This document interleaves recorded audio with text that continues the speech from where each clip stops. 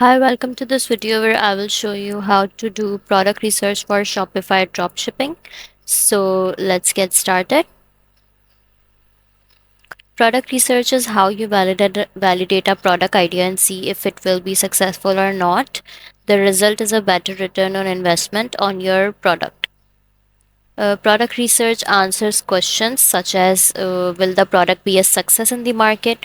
What are similar products in the market? What's the best way to develop and sell the product? So, first of all, the market based criteria depend on 5 points. What is the potential market size? What does the competitive landscape look like? Is it a trend or a fad, a flat or a growing market? Is your product available locally? Who are your target customers? Then, on product based criteria, you have to research on what is your markup, potential selling price, product size and weight, durability of your product. Is your product seasonal? Does your product serve a passion, relieve a pain, or solve a problem? How often will you need to turn over inventory? Is your product consumable or disposable? Is it perishable? Are there any restrictions? And is your product scalable? So let's look at each of the criteria. First of all, you have to evaluate the market size. Market size can be difficult to determine, but with some educated guessing, you can probably get a good idea. A product uh, with narrow market size limits the revenue potential for this for the business. Now you have to analyze the competitive landscape. So, if you're first to market, you will want to do a lot of market research to determine that there is, in fact, a market interested in your product.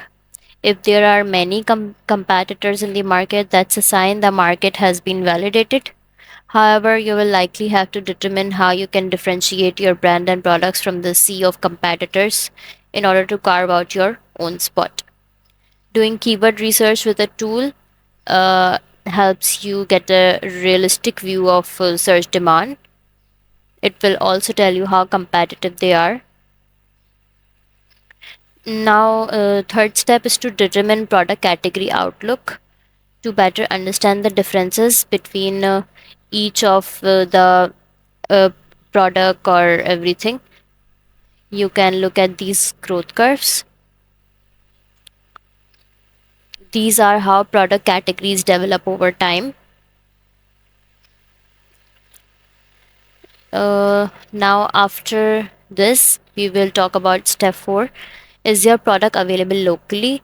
A product that's readily available locally means there's one less reason for consumers to seek your product out online. However, a unique or hard to find product that isn't available locally means there's an increased chance of someone looking for it online and increases their chances of actually purchasing it online.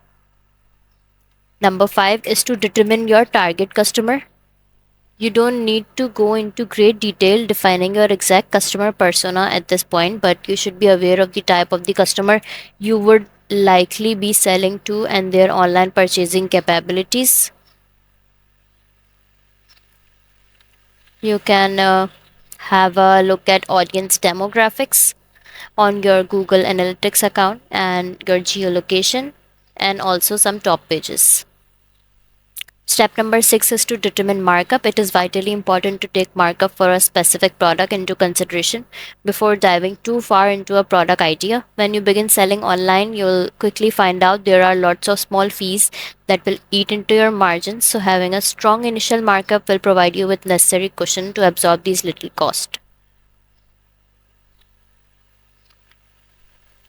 Number 7 step is to figure out selling price. Selling an inexpensive product means you'll need to move many units to make a decent profit. Additionally, along with moving a lot of units comes increased customer service inquiries as well as an increase in other operating metrics. On other hand, selling very expensive products means a longer sales cycle and more discerning customers. Step number 8 is to determine product weight and size. Product size and weight can have a big impact on your sales and bottom line. These days, many customers expect free shipping, and just rolling the shipping cost into your prices doesn't always work. This means these costs tend to eat into your margins. If you decide to pass the shipping cost on to a customer, you'll find that the shock of high shipping will likely hurt your conversion rate. Also, you can use best product research tools. Some of them are AliExpress Dropshipping Center, TerraPeak, eBay Winning Product Finder, Thief.co Dropshipping Product Finder, Sell the Trend, Dropship Spy, Niche Scrapper, Find Niche, and etc. So, to summarize, number one, keep an eye on the latest product trends. Number two, do some research on the top dropshipping niches. Number three, find out what your competitors are selling. Number four, research product videos on Facebook. Number five, search social shopping sites. Number six, join online communities discussing products. Number seven, get product ideas through Google. And number eight, to use a dropshipping product research tool. That's all for this video. If you find this video helpful, please like and subscribe to our channel, and thank you for watching.